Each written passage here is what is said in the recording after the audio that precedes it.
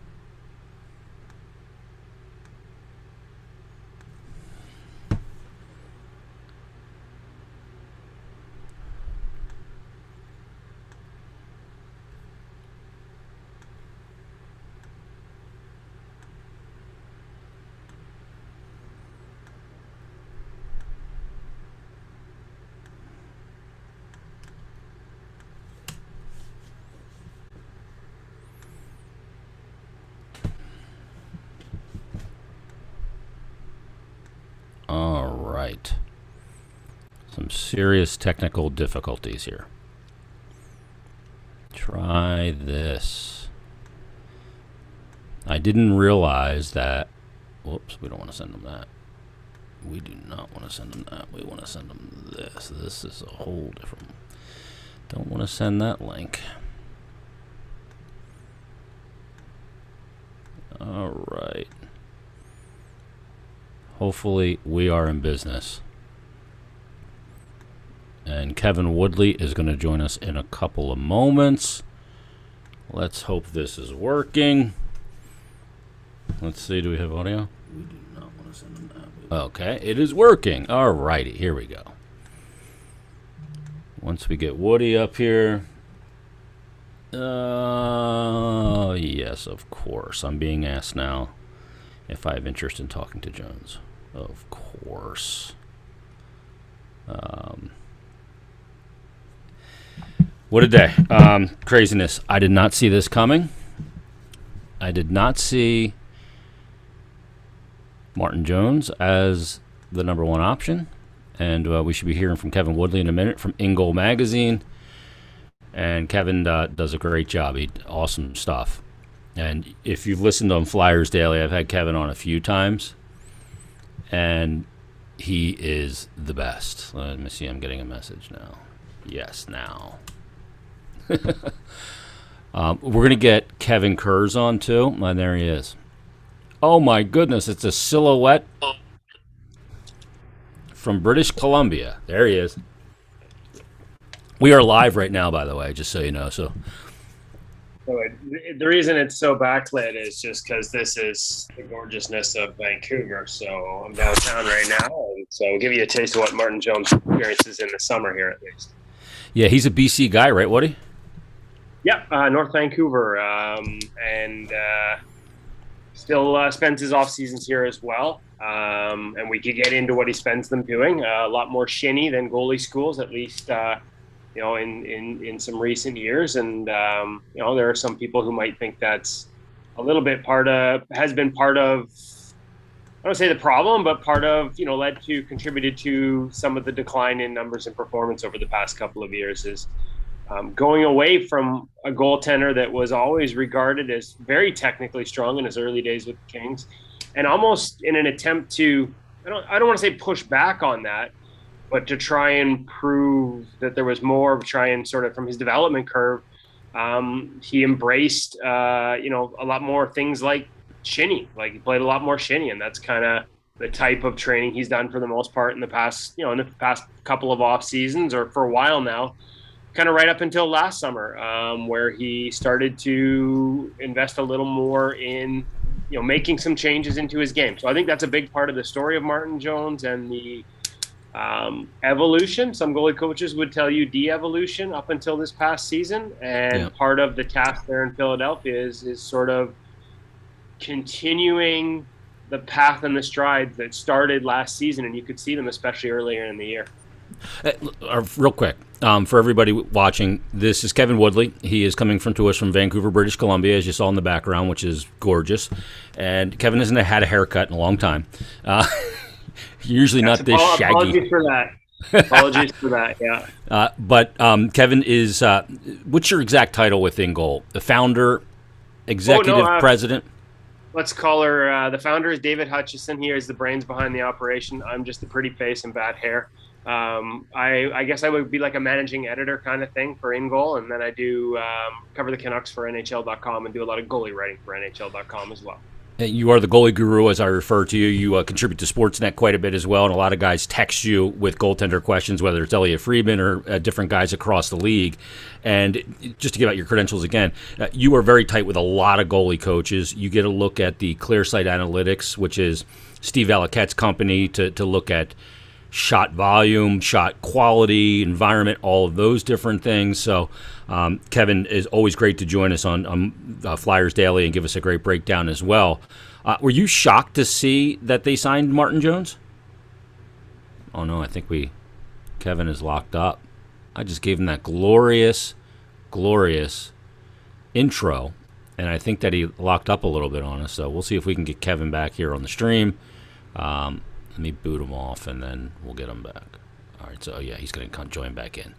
But, yeah, a lot of us were shocked to see it. Braden Holtby's name was thrown out there, and obviously – all right, Kevin's back. He is connecting. There you go. I gave you the most glorious intro. I hope you heard it. Oh, it's connecting. There we go. I gave you a great intro, like really pumped your tires good. Hope you heard it. Yeah, I know. I felt it. Like I felt the vibes there. I apologize. I had to switch to my phone. It's been such a crazy morning that my computer, my laptop that I've got here, and I'm not normally blessed to live with this view. I am downtown on a little staycation. Bad timing. My daughter's birthday coincides with free agency this year, so balancing a little family life, and there is so much going on in my computer that it basically decided your system has run out of application memory. Maybe it's a sign you have too many different windows open and too many different graphs and forms and things like that going. So I switched to the phone. My apologies to your audience. No worries. Kev, were you shocked that they went to Martin Jones? Because, we talked about this, you and I kind of offline. Holtby was a consideration who you've been close with in Vancouver this past year. We know the Flyers peaked in on him, but obviously that wasn't a fit for them. And then, we have this condensed schedule in an 82-game season because of the Olympic break, and we know that they don't want to play Carter Hart 58 games. So you're a little shocked that Martin Jones was the guy that they ultimately signed here. Maybe, yeah. I mean, some of the things I'd heard in terms of what their expectations were for Carter's games played this year, a lot lower than I expected to hear. That was kind of the buzz in the goalie community, that maybe they wanted him to play in the neighborhood of 35 this year, which, seems low, but they certainly wanted to have somebody that had the option to play at least that many on the other side of that equation. Now, Carter obviously can earn more than that.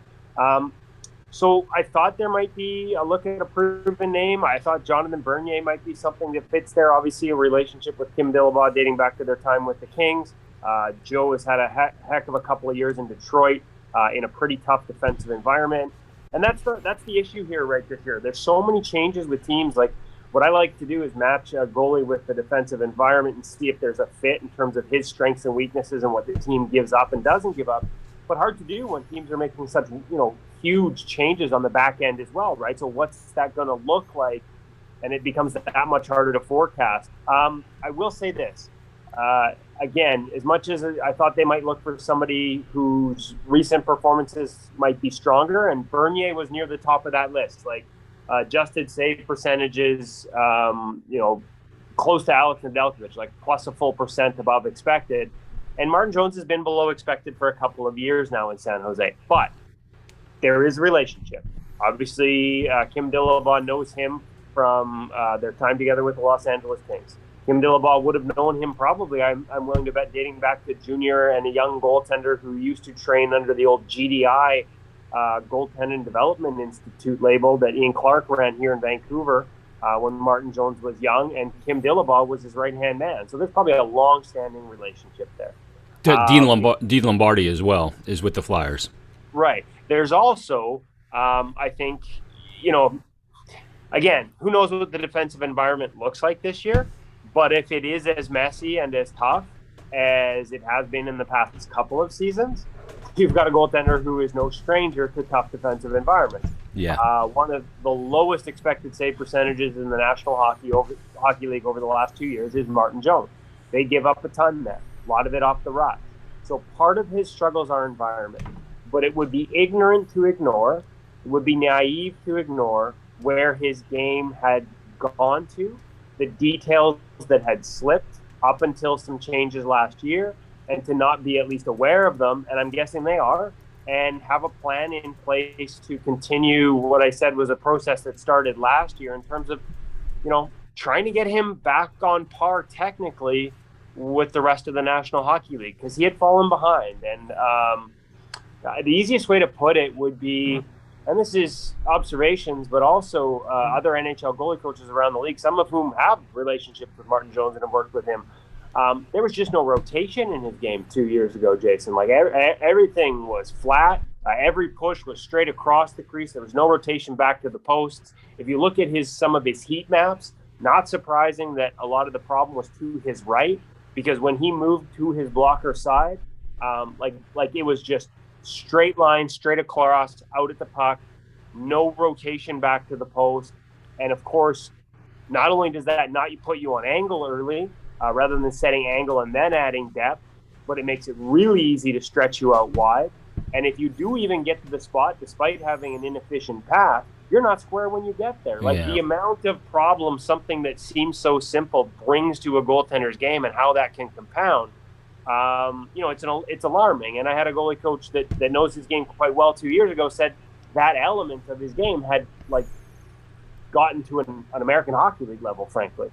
Now, they began the process this year. He put in the work. That takes time to happen from the environment where it breaks you down, and then you develop these bad habits. But the getting flat thing to me, Kev, is alarming, because no matter what the environment is, you can't make saves when you're flat. It's tough. It's certainly tough. And so there's two parts to this, right? Like that should be a fixable problem, and you wonder why it wasn't maybe fixed earlier in the process. Certainly, they attacked it last year. And if you look at his start of the season, I know a lot of goalie coaches that were breaking down film with him as an option. And when you looked especially early next season, they were quite impressed. Because a lot of these elements, there were signs of improvement. So now what happened late? Did they overplay him a little bit down a stretch? I think there's, he has a certain level of gas tank. And you have to be careful not to overplay him. So in a tandem situation, that's great. But I think as the year went on, Dubnyk was moved out. He played a lot. There was a bit of regression back to the old style. But there are certainly positive signs there on two fronts. One, after years of not addressing it, there seems to be a willingness to make those changes. Two, for Martin Jones, is he still had success, Jason, well playing that way. And so we're talking about a very specific technical component of his game that's fixable, and that he started fixing as being a big factor in the decline. And yet, despite that, he was still having some success playing that way. And technical is only one part of the game. So there is obviously a lot of other elements of his game, whether it's battle, skill, the ability to sort of process the game, that allowed him to have some success playing that way. And so that's a nice, there's potential there. Not every team was looking for a project, but I think you're going to get a motivated guy where maybe there was some resistance to change a couple of years ago. He started the process, and clearly based on buying in and doing the work last year and having some results early, I'm guessing would be willing to continue that process and recognize that, the status quo isn't good enough. And this all sounds very critical, but there's a lot of positives there. Like if you can succeed with no rotation in your game, that means you've got other skills that are allowing you to get away with it. Like that's a positive. And if you're willing to make changes, I mean, hey, listen, not everybody is. And it took a little while to get him to that point where he seemed willing. That's, just honestly what I was hearing in the process. And there was a push to maybe try some things earlier from San Jose that was not so much met with resistance, but I'm fine here. But the reality is, if you are not improving and taking steps forward every year as a goaltender in a position that evolves so rapidly, then you are falling behind. And I think there was a bit of an element there He may not agree, but this comes from people that were around him and part of watching him and know his game. And I think the video doesn't lie. Like, it's really easy to see where it was lacking just 2 years ago. And yet, full credit, at the start of this season, it was in place. So, new environment, a coach he knows, a continuation of that process, a fresh start, out of the spotlight of San Jose. Well, not that Philadelphia is any easier on goaltenders. The light shines bright here. Yeah, but you know what? Like that's another thing, right? Like, I can talk about these technical elements that had maybe slipped, but again, they're only one part of it. And Martin Jones has shown an ability to be a mentally tough goaltender. So he's been in spotlight. Like, I don't think that's going to be a problem. The key to me is a willingness to continue to evolve and adapt, and recognize that maybe all those years of just shinny in the summer put you behind on some elements. The process has started. Now it's time to continue it. And who better than a goaltending coach with an excellent reputation in Kim Dillabaugh, who also knows him and has some history with him. Yeah, knows how to push the buttons. Just for everybody watching, too, when you say shinny, you're not referring to the shinny that a lot of us would play at 6 a.m. with a bunch of schlubs. This is legit shinny. This is pickup hockey at a different level. No, this is, hey, listen, the North Shore Mountains in the background here, where Martin Jones calls home. There's a lot of other really high-end hockey players that play out there out of the North Shore Winter Club, where he's from. People may not know this, but Martin's dad, Harvey, used to run the arena at Rogers Arena. Like, he ran the building. And so Martin has had exposure to high-level hockey his entire life. I'm talking like NHL players playing shinny and shooting on you. Now, the problem, of course, with that is a lot of goalies don't recommend it because the structure. There's no structure. And eventually, and I get it. Like, I love the concept by Martin when he first embraced it, because it forced him out of structure that a lot of people thought was really excellent at the beginning of his career. Like, that's how he was regarded. And playing all this shinny forced him to make other types of saves, to go outside of the technical butterfly box, to try and become more dynamic. That was the goal of this when it started. And I liked that idea. I loved the concept. I loved the thought process behind it. But playing in San Jose coupled with the shinny is maybe not the best combination. Well, I mean, there are times when playing in San Jose is like shinny, so maybe it was good preparation. But eventually, I think you need a mix of both, right? Carey Price, that's all he does in August is plays sort of shinny with a bunch of pros as a practice structure, and then a scrimmage. Like, that's what they do. But you have to recognize, it's a wide open game that doesn't resemble the National Hockey League style of play. And if you play enough of it over time, a lot of goalies believe that it will become problematic, because there are times in that environment, that unstructured defensive environment, where your only chance to make a save is to cheat and to extend and to go outside of your structure, and all things that, to a certain extent can be positives in your development if you feel like that's what you need.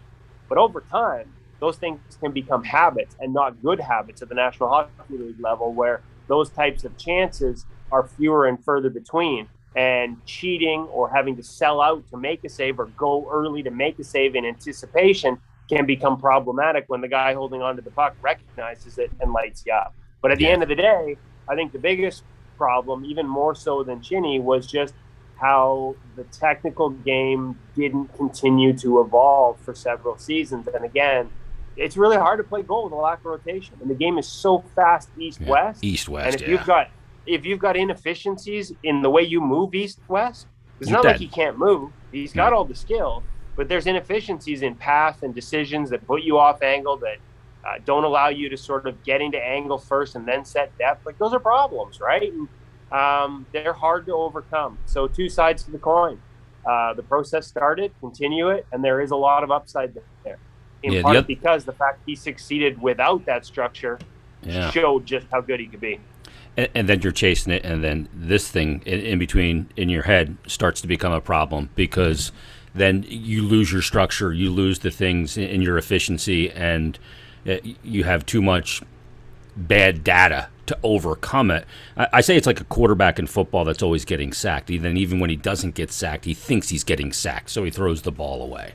It's the byproduct of compounding and poor environment that eventually in your head, it's always poor, even when it's not. Kev, a lot of people in Philadelphia wanted Holtby. And I was trying to keep them really cautious about that want, because it's not the Holtby we remember that was backstopping a Barry Trotz Washington Capitals team to a Stanley Cup. When Trotz left, things changed. I always bring it up that the last year Doug Waite was in New York with the Islanders, they gave up the most goals in the league. The next year they shaved off 102 with essentially the same goaltenders, but Barry Trotz in the system was the catalyst of that, along with Mitch Korn. They shaved off 102. They won the Jennings Trophy, gave up the least amount of goals. So 1 year Grice can't stop a beach ball from the blue line, come back the next year, and they give up the least amount of goals. The environment changed for Braden Holtby. Where was he this year, backing up essentially Thatcher Demko? What was a difficult year in Vancouver with the pandemic and what they went through with the virus going through that locker room. But why was he not a good choice here as well? Well, I mean, he may have been, again, like you said, Braden, it kind of echoes Martin Jones in a lot of ways. Like when you talk about tough defensive environments, when I look at the past two seasons, Martin Jones and Braden Holtby, like 2 seasons ago, Martin's expected was 885. It was the fifth lowest in the league. Interestingly enough, 2 seasons ago, the next guy up on that list, the 6th worst defensive environment, was Carter Hart. The difference is Carter outperformed it by plus 0.8 and Jones was below it. Holtby's been in the same boat. One of the toughest defensive environments in Washington 2 years ago, and then he got stuck behind the worst defensive team in hockey last season, the Vancouver Canucks. They were terrible. 31 with a bullet and high danger chances on clear sight. They're a tough environment. Oof. And he came here signing with the intent of having an opportunity to sort of be a 1A with Thatcher Demko. Thatcher Demko was exceptional last season. If they had been a playoff team or anything like that, he should have been in the Vezina conversation. I understand why. I'm not saying he should have been based on what they finished. Like you can't. He outperformed his environment. Yeah, but he outperformed his environment at a level that trailed only Marc-Andre Fleury. That's as did Jacob Markstrom the year prior. Right, and so there are 2 elements here. There are defensive environment, and maybe Braden benefits from getting back to something like what he had that last year of Trotz and Korn in Washington. He hasn't had it since. They were a very good defensive team this year, first year under Laviolette, but last year under Reedon was a disaster defensively. Okay, so that's a part of the Braden Holtby story. The other part, though, is, and again, we talk about the technical game. There were elements in his game that had slipped too, in part because Braden was resistant to change. Like there's actually a lot of mirrors between Martin Jones and Braden Holtby. Braden likes to play on feel and rhythm and timing. And his game had gotten to the point where it was a little over-reliant on it. Like being a read-based goalie is okay, but it's getting harder and harder to rely on reads when you've got so many deceptive forwards throwing you change-ups and knowing how to exploit it. He needs a specific type of environment. Sticks in lanes cause problems. Saw a number of goals this year where shots from distance that end up going in look bad, but that's because he's reading the release and he's going early off what he can read on that release. And the thing is, he's so good at reading the game that he was probably right, but it hits that stick 60 feet away and he's already moving in the other direction. And so, those are the types of things that don't work for his game. He made some big strides during the course of the year with Ian Clark, who's kind of considered a technical guru, one of the top, sort of technical guys, I would argue, in the league in terms of the structure he can add to a goalie's game. Braden bought in. He made strides. The problem for him was just not a real great opportunity to get comfortable with the changes, right? Like no preseason, strange training camp, and then right out of the gate, this team got off to a horrible start. They were behind the 8 ball, and every game meant the world. So pressure packed. No, real tough for a goaltender. It's like a golfer going through a swing change. They always talk about the back 9 on Sunday, and you made a swing change, and you're playing a fade, and all of a sudden, when the pressure mounts, you set up for a fade, and oh man, here comes the draw, and it's a double cross, and pressure takes you back to your old swing. There was never any lack of pressure here when he was in the net. There was no chance with preseason games to get comfortable with the changes he was being asked to make. And he admitted to a question I asked late in the season, he had a couple remarkable games coming off the COVID break against the Toronto Maple Leafs where he absolutely stole it. And it was the first time where I saw a guy who looked comfortable with the modernization of his game and still had that instinctive element that made him Braden Holtby. but just a little more controlled and using it a little less often. I mean, we'll all remember the breakaway save. I think it was Simmons, where he goes sort of full barrel roll Hasek. Yeah. And the puck gets deflected and goes in the air. And you can actually see, though, you watch that. We have an overhead view of it, courtesy of someone with the organization. And the visual attachment is there the entire time. So, it's there's a lot of skill there. And I think there were some technical strides made. And that's where I sort of draw the similarities to Martin Jones. But also the reality is, in tough defensive environments, he played just as expected 2 years ago, which was probably a little better than Martin Jones did.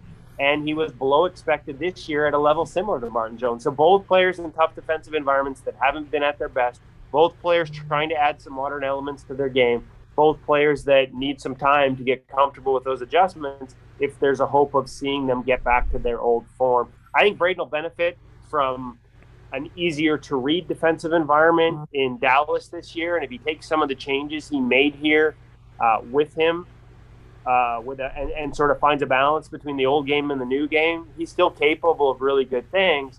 But, expecting the Vezina and Cup winner guy to reappear, that might be a big ask at this point. Where does this leave Carter? Because you and I have talked about Carter a bunch. This summer he's got to get back to the elements of his game that have got him where he is and got people excited.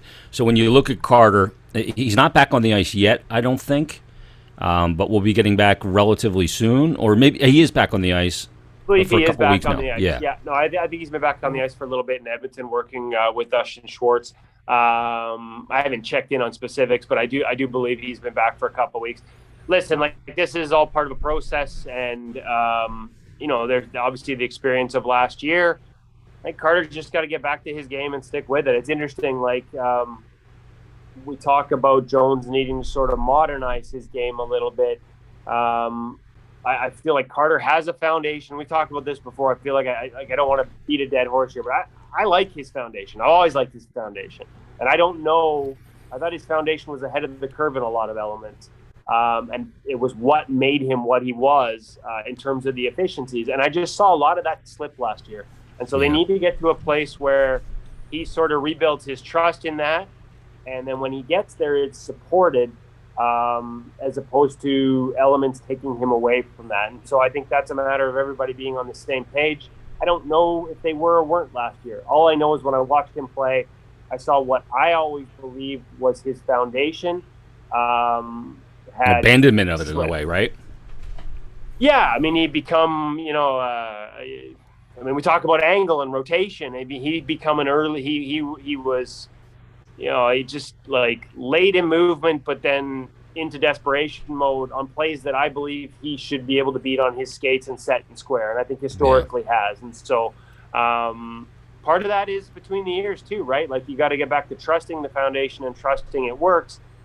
Because as you said, I thought with Jones is as soon as things start to slip and you feel like you're chasing, rather than going back to your foundation, you can start to chase change, you can start to chase the game, you can start to chase desperation rather than recognizing these are situations where maybe I don't need to be that desperate, where maybe if I get back to the efficiency and the movement and the strength of my game, I can get there without going into a full spread a lot more often than certainly he was last year. Yeah, it's going to be fascinating because, Kev, do you believe that Carter can take what happened last year and turn it into a positive? Because I always say that success at the NHL level is not a straight line. And for a goaltender, certainly. And we've seen great goaltenders, Fleury, Carey Price. Not saying he's them, but they go through this in their National Hockey League life. It's an unforgiving league. So when you have a crisis of confidence, and it's going to happen for a young goalie that comes in at 20 years of age, or he's going to be 23 coming up in a couple weeks, can he turn what happened last year into some kind of positive to move him forward? Certainly use it as motivation, but obviously to move him forward in the proper manner. I kind of lost you through parts of that question, Jason. The internet connection here is getting a little sketchy on me. Maybe wearing out the battery on my phone as well. So if you lose me, that's why. Listen, couple of elements. I was a little surprised at the comments from the head coach, and I know AV from his time here in Vancouver. I was a little bit surprised about the work harder stuff, and because that's never been a problem for Carter. If anything, I wonder if sometimes all the different things he tries to make sure he's on top of, in terms of off the ice and, body and breathing and mental and all the elements. I wonder sometimes if maybe he needs to take a step back and just go out and play. Hard work's never been a problem. Like, this guy has a maturity, I thought, that exceeds a lot of his peers in terms of all the details he takes care of to make sure he's prepared to play. So I was a little puzzled by those comments because I don't see that as a problem. I don't see work ethic as a problem, except to make sure they have him in an environment and with the support system that allows him to find the confidence again. I have no doubt in his ability from a mental standpoint, from a mindset standpoint, from a work ethic standpoint, to get back to being that guy. But it's not going to be an easy process. Like, that edge, we saw him with Carey Price. Like, he's an edge on shooters, right? Like, he gets there, he's set, he's square. There's a, God, I got to be perfect to beat this guy mentality that he creates in shooters, and then they miss. I thought Carter had a little bit of that early in his career, and obviously that's gone. Yeah. All right, Kevin is locked up. We may have lost him. That's evaporated foundation. Yeah. No, you're right, and that's why you see so many shots taken wide of Carey Price, because of the need of perfection. Kev, get back to work. I know you got a lot going on out there. Everybody, go to ingoalmag.com. It's great goaltending resources. It can educate you if you're trying to learn about the position. It can educate you if you know a lot about the position. It's one of the great resources out there. I love your stuff. Thanks for doing this, man. Yeah, my pleasure, and enjoy the rest of the day, because I got to say, as much as this has been fun, there is one of these conversations to be had in damn near every market right now. This may be the greatest case of goalie musical chairs we have ever seen. Yeah. And I suspect it's not done yet in terms of trade. So it's been a fun day. And here's the other thing. Take a look at the short-term contracts. I said this last summer because everyone's like, oh my God, this is crazy. I saw this coming this summer. This may be the trend. Avoid term, and always look for your options on a new fit. And I think it's a trend where you better be on top of analytics and fit, because when you're making short-term bets, that fit matters more than any other time in the past. Like, you don't have time to adapt. You need guys that come in and are comfortable. So fascinating year, fascinating summer, and I think we're going to be having conversations like this almost annually moving forward. Yep, and we'll be back to actual hockey sooner than normal as well. Kev, thanks for doing this, man. Appreciate it. All the best. All right, there he is, Kevin Woodley, joining us here on this live stream, something we have never really done before, but it's a lot of fun, and we appreciate Kev stopping by from Vancouver, as you saw there in the background.